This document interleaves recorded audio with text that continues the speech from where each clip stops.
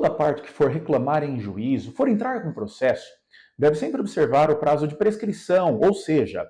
dentre a situação ocorrida e aquele direito que a pessoa for pleitear em juízo, deve sempre observar um prazo para que aquilo não prescreva, ou seja, que ele perca o direito de ação de entrar com aquele processo. No caso do direito do trabalho, o trabalhador tem, depois que sai da empresa, ele pode pleitear em juízo, ele pode entrar com processo trabalhista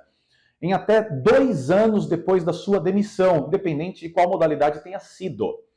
para pleitear direitos e valores. Agora, caso o trabalhador queira reclamar em juízo alguma tutela declaratória, ou seja, anotação em carteira de trabalho, emissão de perfil profissiográfico previdenciário, PPP, esse prazo ele é definitivo, ou seja, não tem prazo, pois ali você não estará pleiteando valores, e apenas uma declaração, uma anotação, por exemplo.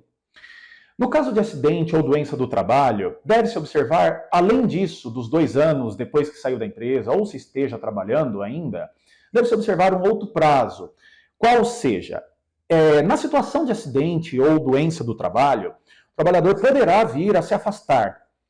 Após ele tenha a alta do INSS, por exemplo, ele tem até 5 anos para entrar com esse processo. Então, por exemplo, se afastou de janeiro a fevereiro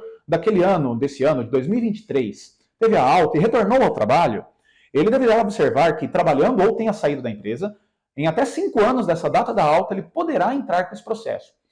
Então, na situação que forem ajuizar um processo e pensar nesta situação, deve-se observar todos esses prazos, tanto da alta médica para situações de doença ou acidente de trabalho, independente de tudo isso. Os 2 anos depois que sair da empresa, e agora, como já explicado, caso venha pleitear, reclamar ou requerer na justiça apenas anotação em carteira de trabalho ou a emissão, a entrega de algum documento, esse prazo ele é definitivo, ou seja, não há prazo para que o trabalhador possa reclamar isso em juízo.